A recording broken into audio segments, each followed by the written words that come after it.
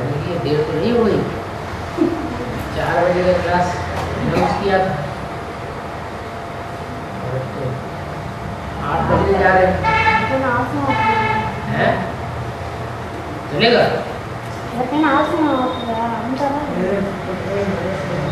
उसको उठ के जाना हो तो पहले उठ के चले जाओ।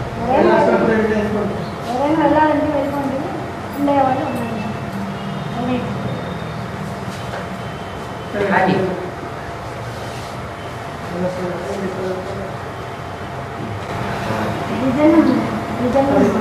हैं? द्विजन्म, द्वि माने दो, जन्म माने जन्म। ब्राह्मणों के लिए कहा जाता है कि ब्राह्मण का जब जन्म होता है पेट से, बच्चा पेट से जन्म लेता है, गर्भ से जन्म लेता है, तो उसको पक्का ब्राह्मण नहीं माना जाता है। क्या? उसको द्विज नहीं कहते। द्विज माने ब्राह्मण। द्विज तब कहा जाता है जब उसका यज्ञोपवीत होता है। क्या? ये यज्ञोपवीत जब होता है तो कहते हैं आप पक्का ब्राह्मण। ब्राह्मण जो है वो बच्चे की शादी तब तक नहीं करेंगे जब तक उसका यज्ञोपवीत न हो जाए, तो उसको कहते हैं द्विज। ये कहाँ से परंपरा चली? यहाँ संगम युग से। संगम युग में जब बाप आते हैं तो ब्राह्मण बच्चों ने जन्म लिया, ब्रह्मा से जन्म लिया, ब्राह्मण हुए। प्रजापिता ब्रह्मा से जन्म लिया, वो भी क्या हुए? ब्राह्मण हुए। लेकिन जब तक यज्ञोपवीत न धारण करें तब तक ब्राह्मण नहीं कहे जा सकते। यज्ञोपवीत माना क्या? 3 धागे। एक है ब्रह्मा की स्मृति का धागा, ब्रह्मा की पहचान, ब्रह्मा कौन, ब्रह्मा के रूप में पार्ट बजाने वाली विशेष आत्मा कौन और उसका क्या पार्ट है। फिर विष्णु के रूप में पार्ट बजाने वाली आत्मा कौन और शंकर के रूप में पार्ट बजाने वाली आत्मा कौन। ये पक्का पक्का बुद्धि में बैठ गया। कोई पूछे कैसे तो उसका भी जवाब दो कि ये ब्रह्मा, ये विष्णु और ये शंकर। ये 3 सूत्रों को जो बुद्धि में अच्छी तरह धारण कर ले उसको कहा जाता है यज्ञोपवीतधारी ब्राह्मण। द्विजन्म, दूसरा जन्म। जैसे सतयुग के कृष्ण का गायन है या संगम युग के कृष्ण का गायन है? संगम युगी कृष्ण का गायन है। तो संगम युग में जो कृष्ण है वो कौन व्यक्तित्व है जो संगम युगी कृष्ण का पाठ बजाता है?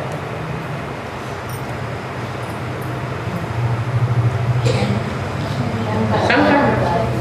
बावन मुरली बोला next to God is Shankar, next to God is Prajapita, next to God is Narayan और next to God is Krishna. माना कृष्ण, नारायण, प्रजापिता ये सब एक ही व्यक्ति के नाम है, पर्सनालिटी एक ही है। तो शंकर को भी जनेऊ धारण करके दिखाते हैं। शंकर का जो चित्र होता है उसमें यज्ञोपवीत दिखाते हैं कि नहीं? तो संपूर्ण ब्राह्मण का रूप है। जब तीनों मूर्तियों का पक्का पक्का ज्ञान बुद्धि में बैठे। लेकिन बाबा अभी ब्रह्मा पात्रधारी आत्मा कौन है? हाँ। ब्रह्मा दादा लेख रहा है तो शरीर छोड़ दिया, लेकिन मुरली में बोला है वास्तव में ये ब्रह्मा तुम्हारी जगदम्बा है। रियलिटी में जगदम्बा कौन है? ये ब्रह्मा दाढ़ी मूंछ वाला ये तुम्हारी जगदम्बा है, परंतु तन पुरुष का है। क्या? पक लगा दी, परंतु लगा हुआ, इसलिए पक्की जगदम्बा नहीं कही जा सकती। तन पुरुष का है तो पुरुष तनधारी कन्या माताओं को चार्ज में कैसे रखा जाए, इसलिए ओम राधे को निमित्त बनाएंगे। कब तक के लिए? जब तक वो जगदम्बा जन्म न ले सके। क्या? तो सन 65 में ही सरस्वती ने भी शरीर छोड़ा और सन 65 में ही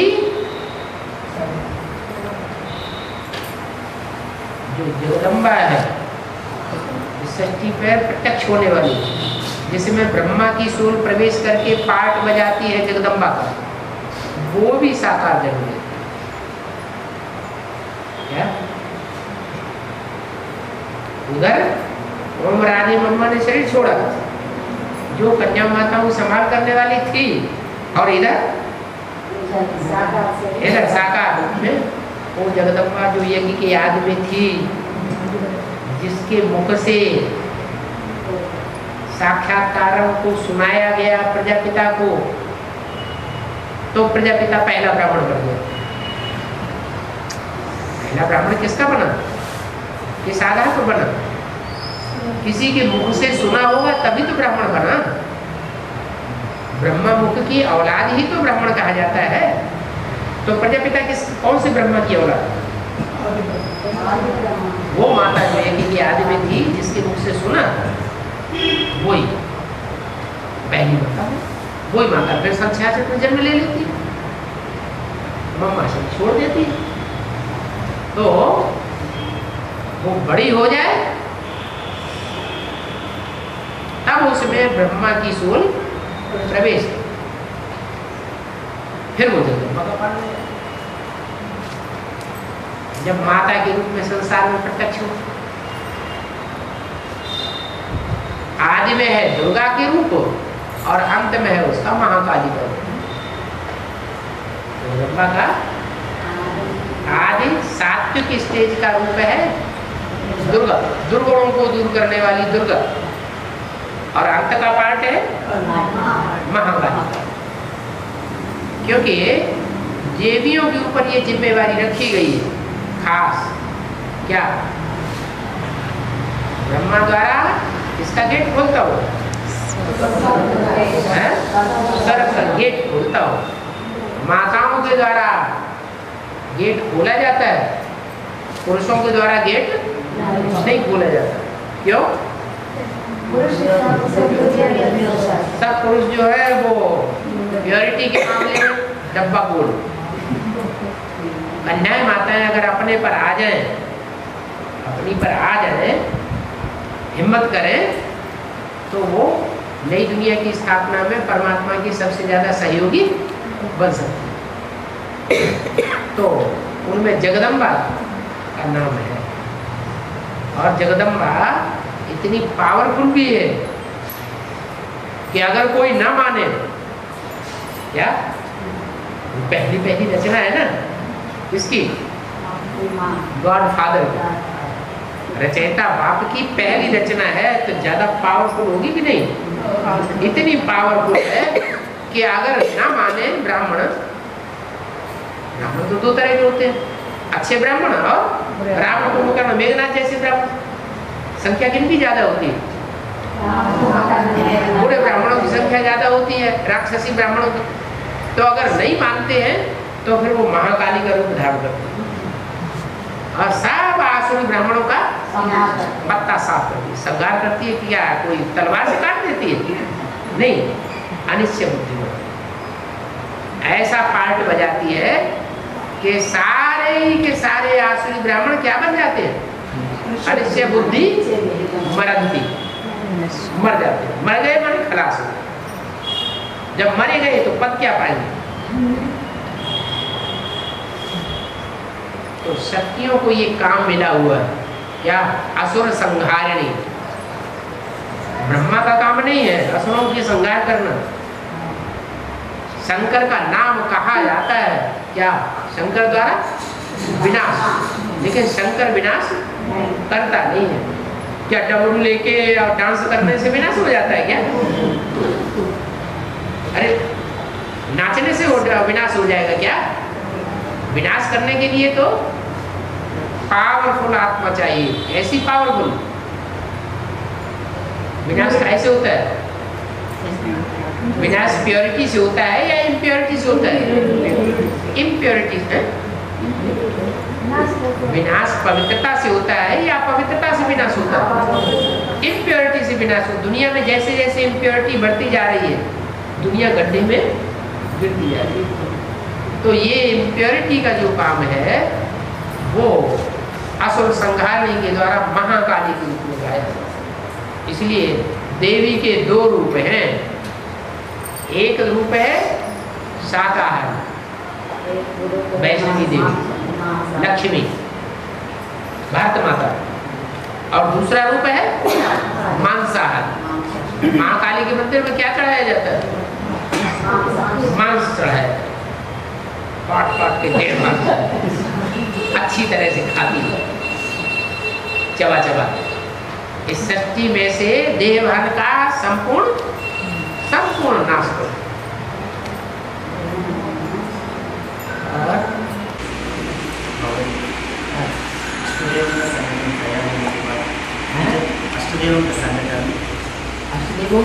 अष्टदेव का संगठन तैयार होने के बाद हाँ, टीचर का पाठ खत्म हो जाएगा।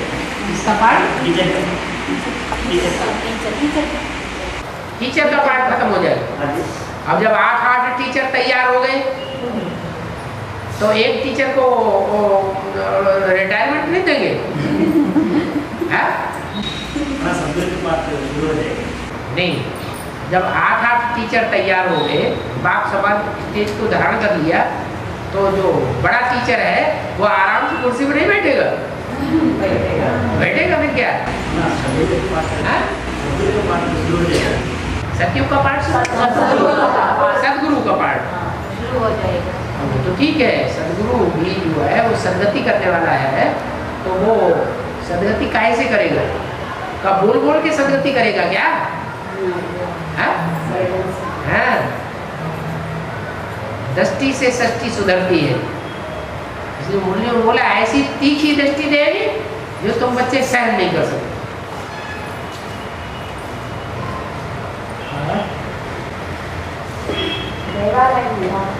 देवालय में मूल विराट कौन है, उच्च विग्रह कौन है, ये दोनों अलग अलग है, एक ही। मंदिर में जो मूर्ति रखी जाती है तो बाहर घुमाने के लिए ले जाते हैं, वो तो उत्सव मूर्ति कहते हैं उसको। और जो मूल विराट होता है, दोनों में अंतर है या एक ही?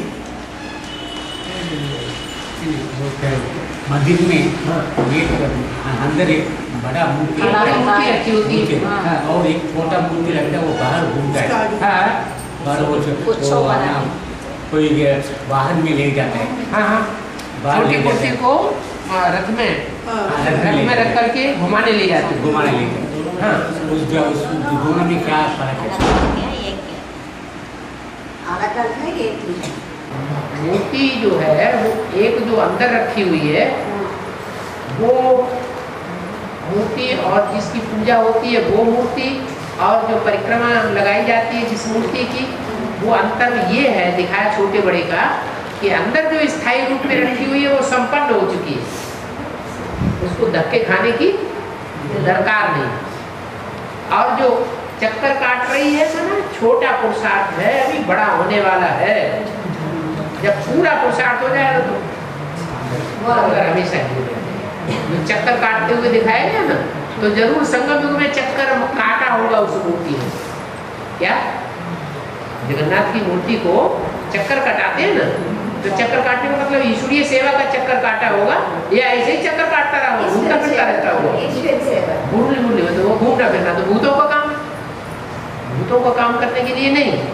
लेकिन जो छोटी मूर्ति दिखाई जाती है माने पुरुषार्थ पूरा नहीं हुआ, जितना बड़प्पन का पुरुषार्थ होना चाहिए वो पूरा नहीं हुआ है, तब तक चक्कर काट रही। जब चक्कर पूरा हो जाएगा तो संपन्न मूर्ति बन जाती है, बड़ी मूर्ति मंदिर में रखी हुई दिखाई। और कुबेर कौन है? संजोग में कुबेर कौन है? जो बहुत धन संपत्ति वाला है, उससे ज्यादा धन संपत्ति वाला कोई है ही नहीं। अष्टदेव में उसे एक का नाम कुबेर है। क्या है? धन संपत्ति दूसरों को बांटने के लिए होती है। धन संपत्ति दूसरों को बांटने के लिए होती है या घर के अंदर रखने के लिए होती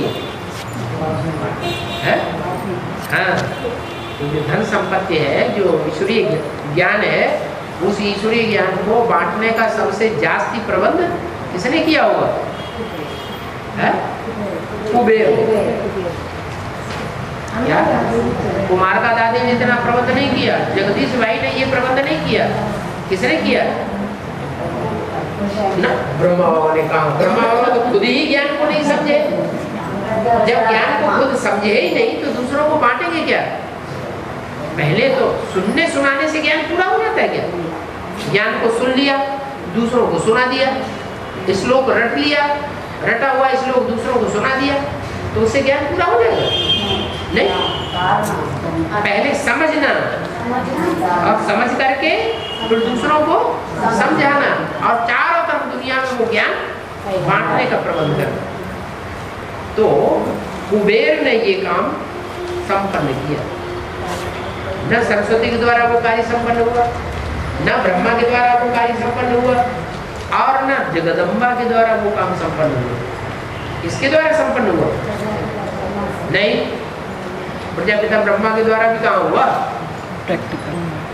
कुबेर के द्वारा हुआ। प्रजापिता ब्रह्मा का तो अष्टदेवों में ईश्वर के रूप में गायन है, शंकर के रूप में।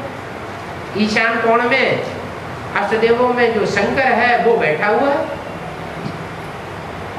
सूर्य किस दिशा से उदित होता है? ईशान कोण से उदित होता है। तो ईशान कोण जो है वो भारतवर्ष के किस तरफ है? बंगाल नेपाल का बीच का प्रदेश है, बीच की जो दिशा है ना, वो ईशान कोण है। ईशान कोण में ईश्वर को दिखाया है, उसका नाम ईश्वर रखा है, चित्र रख दिया है शंकर जी का। तो वो तो ऊंचे से ऊंचा महादेव है, वो देवता नहीं है। वो क्या है? महादेव। सब अष्टदेवों में भी सबसे बड़ा देवता है, लेकिन जिसका नाम कुबेर है, बहुत धन संपत्ति वाला है।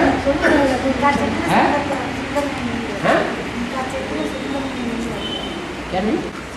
सुंदर में नहीं रहता, मंदिर में दक्षिण भारत में 8 देवताओं के चित्र दिखाए गए।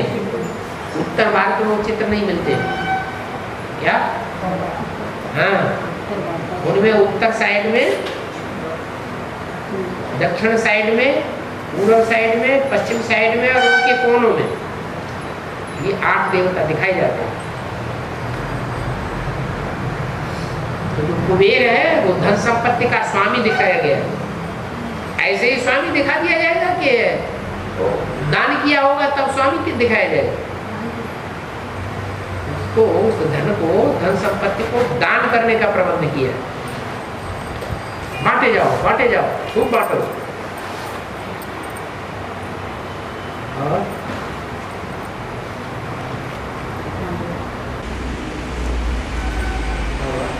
आत्म परिवर्तन का सहज विधि क्या है?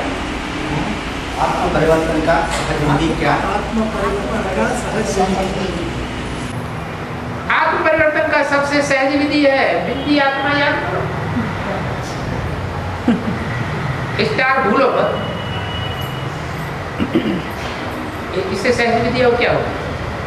दूसरे को देखो तो नाक मत देखो, मुंह मत देखो, पेट मत देखो, क्या देखो?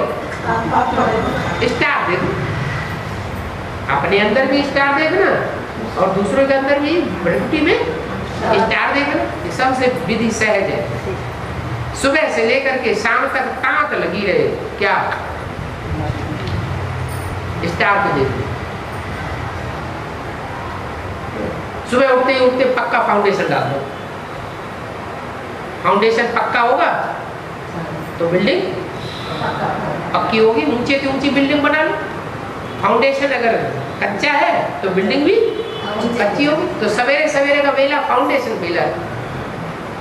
जैसे ही उठो कुछ याद ना आए, क्या याद आए सबसे पहले? मैं आत्मा निष्ठा। बैठ जाते हैं।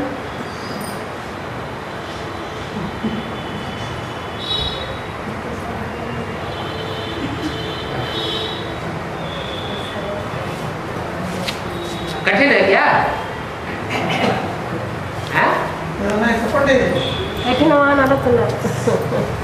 ये काम कठिन है। बैठे रहो। हैं? अरे हम आत्मा है कि देह है? जो चीज हम हैं उस चीज को याद नहीं कर सकते। 63 जन्म बिंदी लगाते चले आए, टीका लगाते चले आए, अब टिकने की बारी आई है। उस स्वरूप में स्मृति स्वरूप बनने की बारी आई है। सिर्फ एक जन्म, तो प्रैक्टिस नहीं करनी चाहिए। अब बूढ़े आदमी को तो आओ सहज, कोई धंधा ही नहीं है। क्या वानप्रस्थी हो गई, दुनियादारी से पीछा छूटा, बस एक ही काम रह गया, पुरुषार्थ। देह के लिए जो कुछ करना था धरना था सब कर लिया। बहुत सहज। वानप्रस्थियों के लिए तो बहुत सहज, कोई धंधा दौरी नहीं। एक ही धंधा रह गया, अपन को आत्मा समझना और बाप को लिया। हाँ, ये बात जरूर है कि हाव हाव करते रहे, ये भी मेरा वो भी मेरा। इस बच्चे ने जो कमाया वो भी मेरे हाथ में लाओ, बैंक में डालो, तो आत्मा याद नहीं, याद आने वाली नहीं। सब कुछ तेरा, कुछ नहीं मेरा। ये देह मेरी नहीं, देह के संबंध मेरे नहीं, देह के पदार्थ भी मेरे नहीं। सब अर्पण कर दिया। तो सब कुछ जब अर्पण कर देंगे, ईश्वरीय सेवा दे देंगे, पक्का कर लेंगे कि मुझे अपने लिए यूज कुछ भी नहीं करना है। अपने लिए बस 2 रोटी, पाव और आटा काफी। पाव और आटा आदमी को मिलता रहे तो जिंदा बना रहेगा नहीं? भगवान को याद कर सकता है, नहीं कर सकता है? कर सकता है। बस इतना चाहिए और कुछ नहीं चाहिए। अगर ये पक्का कर दिया तो नहीं याद आएगी। सबसे सहज पुरुषार्थ है। और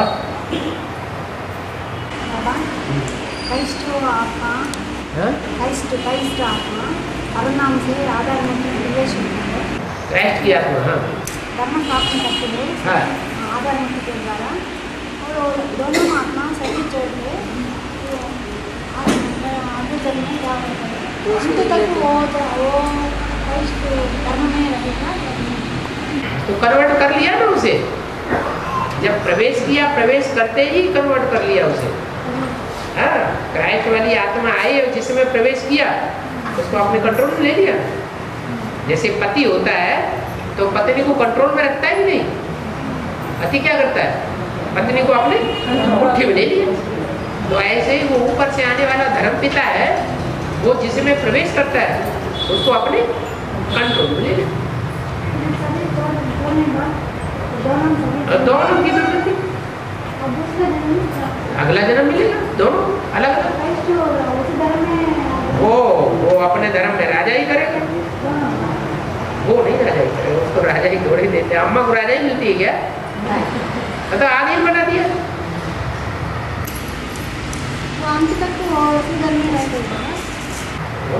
रह सकता है, रहेगा। वो क्या बीज रूप आत्मा नहीं रहे, बीज है बाप। और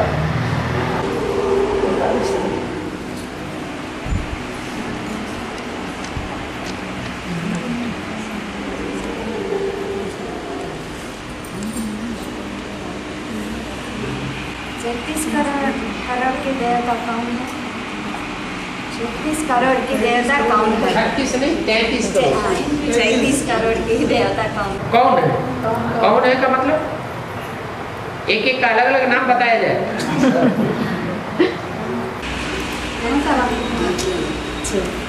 सच्ची को आदि से कली का अंत तक बनाते हैं बाबा। हाँ।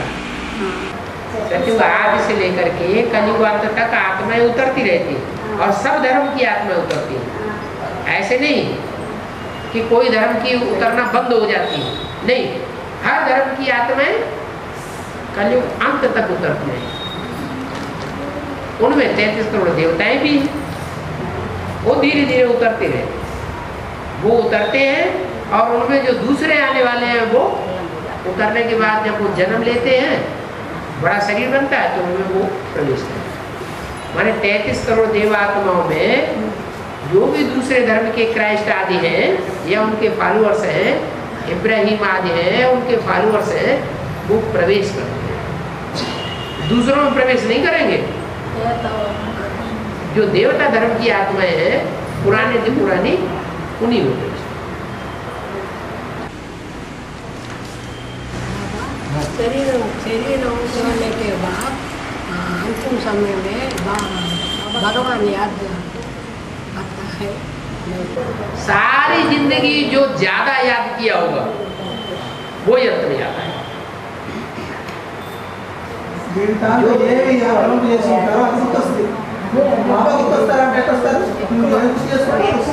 हर जन्म की आदत पड़ी हुई, हर जन्म में,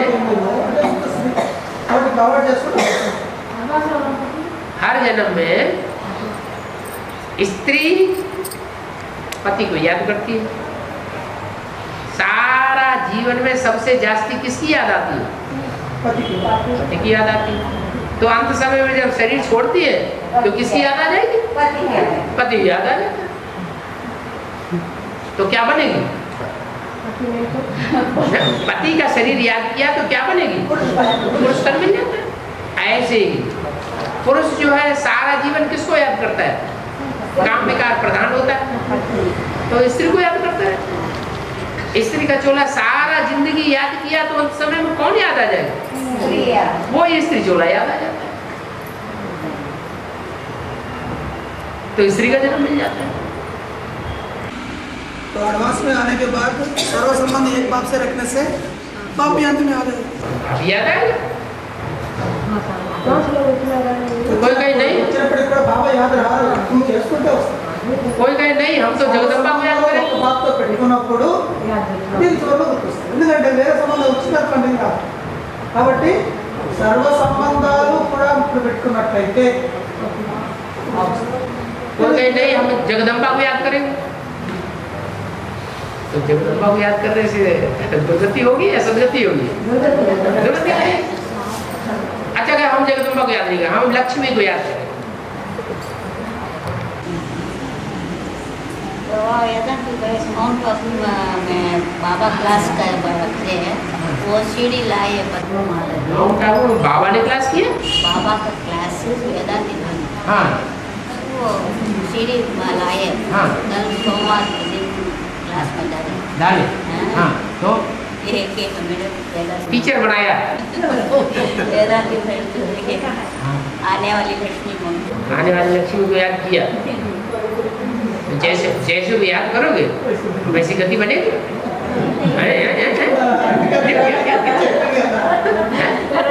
एक को याद करेंगे, एक को याद करते अब वो लक्ष्मी बनने वाली आत्मा है ना। हाँ, लक्ष्मी बनने वाली आत्मा है। बाबा वो है।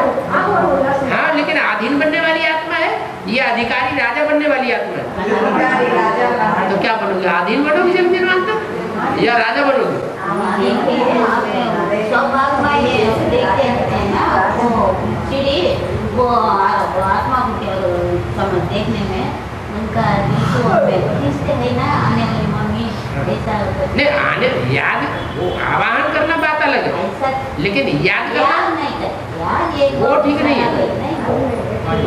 याद ये बात दूसरी बोल रही है। बाबा मुरली में बोला है, मैं 84 जन्म के अंत के भी अंत में मैं आता हूँ, हाँ। लेकिन प्रजापिता का जन्म 83 है ना। 83 जन्म है?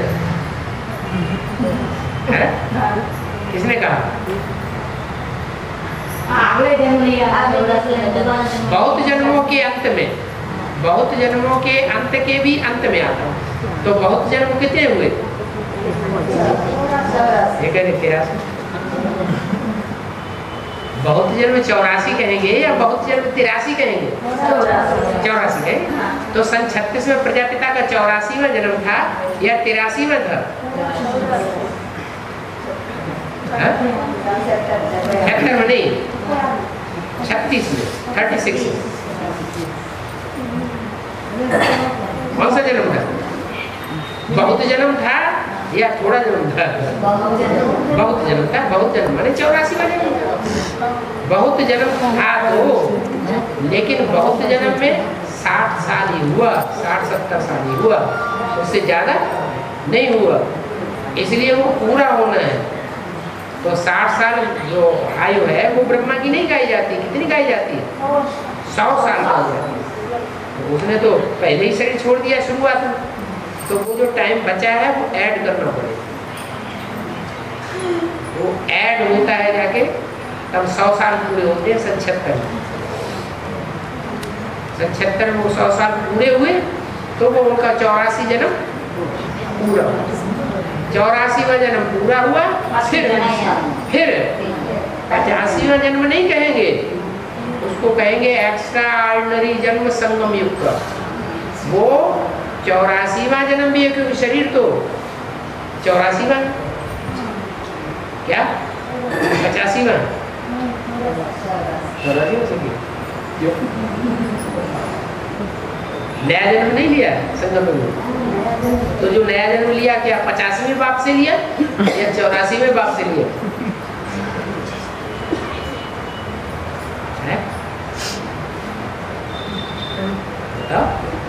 बाबा हाँ निरंतर योग्यता में अरे एक बात अभी एक बात चल रही है ना यहाँ, वो नहीं सुन रहे? जो बात चल रही वहां तक बुद्धि पहुंचा हो। माता का कहना ये है कि सन 36 में जो प्रजापिता में शिव ने प्रवेश किया वो 84वां जन्म था या 85वां जन्म था? बहुत जन्मों के अंत के भी अंत में मैं प्रवेश करता हूँ। तो अंत का भी अंत कब पूरा हुआ है?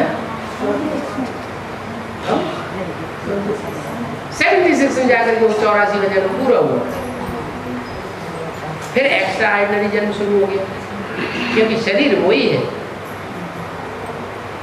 संगम है एक ही शरीर में दोनों। तो जो 76 से जो शुरू हुआ वो बुद्धि का रिफॉर्मेशन शुरू हुआ, बुद्धि का रिजुविनेशन शुरू हुआ या शरीर का रिजुविनेशन शुरू हुआ? बुद्धि का रिजुविनेशन शुरू हुआ। पहले बुद्धि रिजुविनेट हो, फिर जब बुद्धि रिजुविनेट हो जाए, बुद्धि संपूर्ण पवित्र बन जाए, तब फिर बुद्धि के चारों तरफ की आत्मा के वाइब्रेशन दृष्टि के और वृत्ति के शुद्ध होना शुरू होगा। जब वाइब्रेशन चारों तरफ के शुरू होंगे अच्छे, तब शरीर के 5 तत्व भी शुद्ध होना शुरू, निरोगी काया बनना शुरू। टाइम आता है जब संगम भी कृष्ण की प्रत्यक्षता गाई जाती है। द्विजन्म, दूसरा जन्म, पहला जन्म और फिर दूसरा जन्म, तब कहेंगे कि वास्तव में वो एक्स्ट्रा ऑर्डिनरी जन्म वो पूरा। बाबा कलकत्ता में है? कलकत्ता पूरी बंगाल में सूर्य प्रत्यक्ष होगा। पूरी बंगाल में सूर्य प्रत्यक्ष प्रत्यक्ष होगा। हाँ, और लोग माता को ज्यादा पूजा करते हैं। काली माता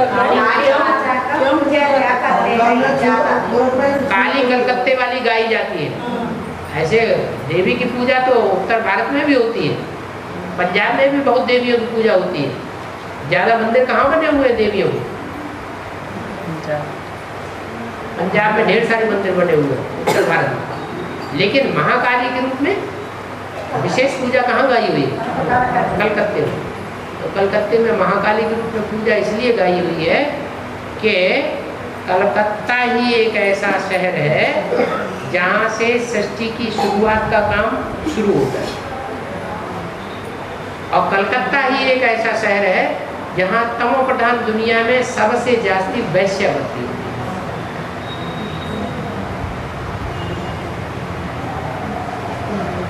इसलिए महाकाली का पाठ भी कहाँ है?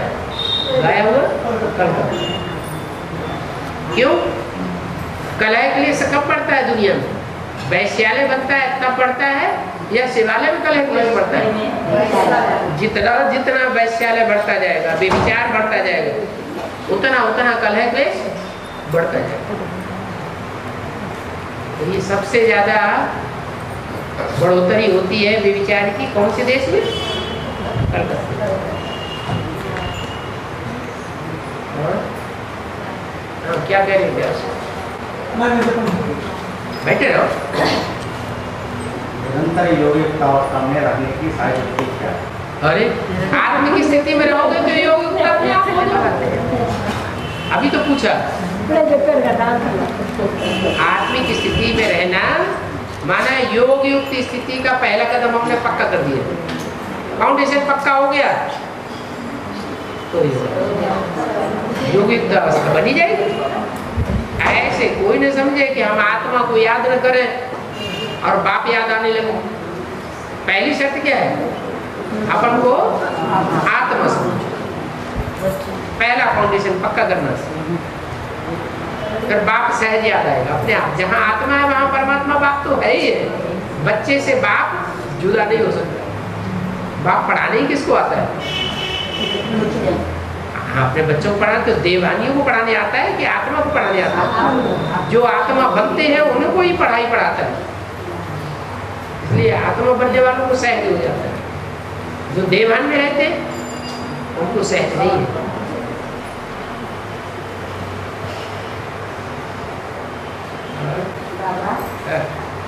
550 करोड़ आत्मा को एक जन्म के लिया जीवन मुक्ति मिलता है, नहीं ना? ठीक है, जरूर मिलता है। हाँ, मिलता है। 200 करोड़ आत्मा को जीवन मुक्ति मिलता है या नहीं? नहीं, जीवन मुक्ति एक जन्म की।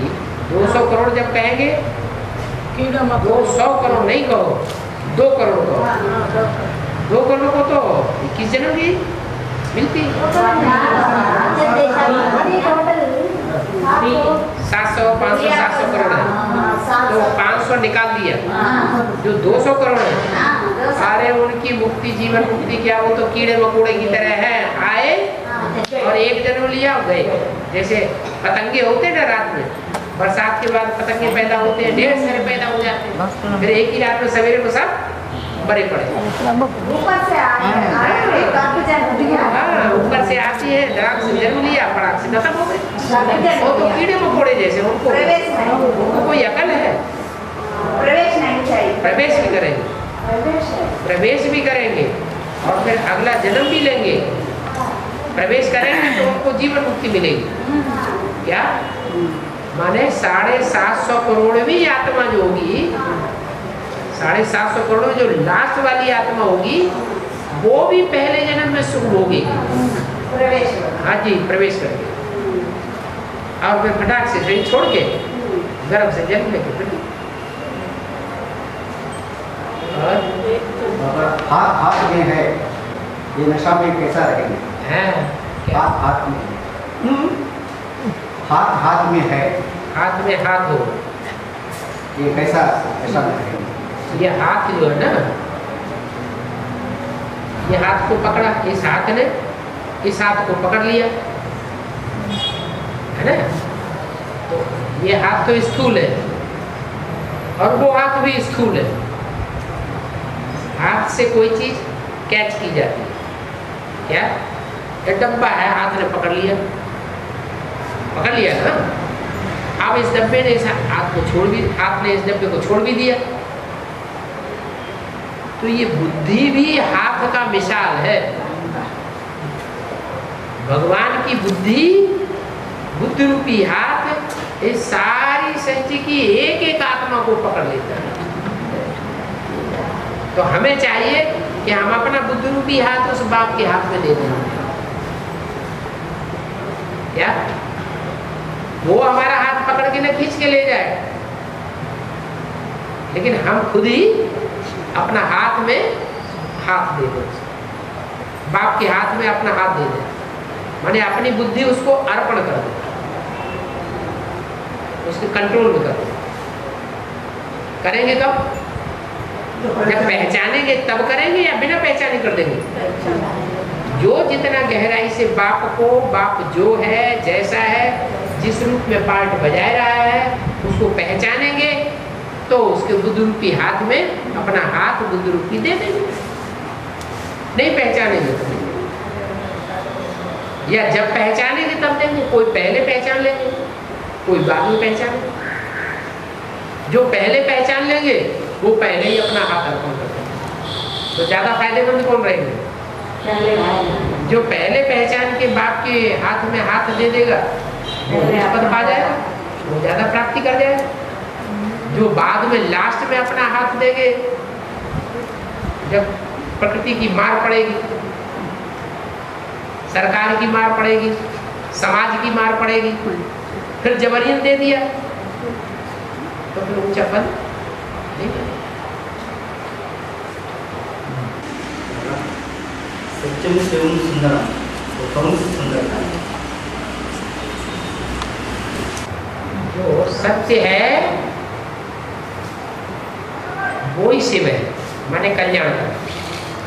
अगर सत्य नहीं है तो कल्याणकारी भी नहीं है। और जो कल्याणकारी है वही सुंदर है। कोई चेहरे का बड़ा सुंदर हो लेकिन अकल्याण करने वाला हो, सत्यानाश करने वाला हो, तो कल्याणकारी नहीं है। जो सत्य है वो कल्याणकारी भी है, वो ही सुंदर है, सत्य ही सुंदर है। और जो शिव है अर्थात कल्याणकारी है, वो ही सुंदर है। माना चेहरे मोहरे से कोई कितना भी कुरूप हो, लेकिन दूसरों का कल्याण करने वाला, किसी का कल्याण करने वाला नहीं है। मन से वाइब्रेशन कल्याण की नहीं छोड़ता। दृष्टि जो है वो किसी के प्रति अकल्याण की नहीं जाती, दृष्टि कल्याण की है, भावना कल्याण की है। कर्मेंद्रियों से जो कर्म करता है वो भी दूसरों को कल्याण के लिए करता है, लेकिन चेहरे से भले कुरूप हो तो उसको क्या कहेंगे? शिव कहेंगे, कल्याणकारी कहेंगे, सच्चा कहेंगे या झूठा कहेंगे? सच्चा कहेंगे। तो इस दुनिया में 100% सत्यम और 100% शिवम माने कल्याणकारी और 100% सुंदर, एक मुकर्रर रथ में वो ऊपर वाला आकर के प्रत्यक्ष होता है। ये आंखें किसको देखना चाहती है?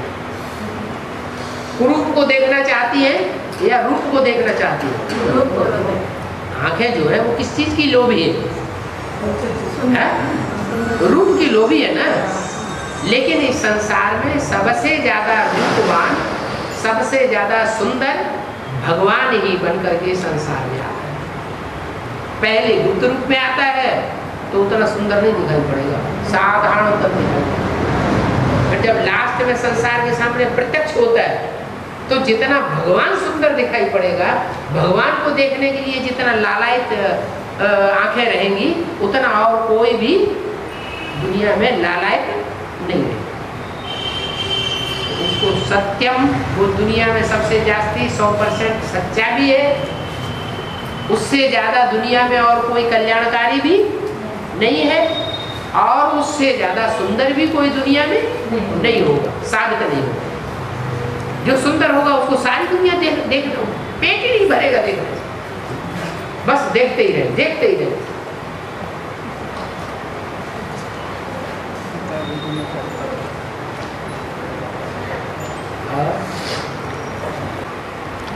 आपने 30 मिनट दिखाए अभी, उल्टा बताया।